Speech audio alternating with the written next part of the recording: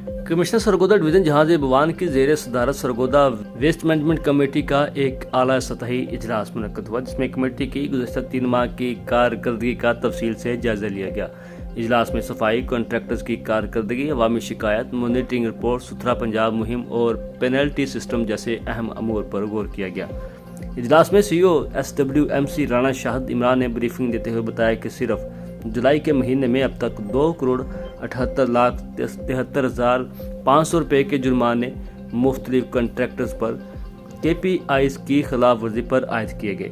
जून में 3,94,83,313 रुपये और मई में 2,78,53,477 रुपये के जुर्माने किए गए, जबकि अप्रैल के आखिरी 15 दिनों में 3,56,29,347 रुपये की पेनल्टी आयद की गई।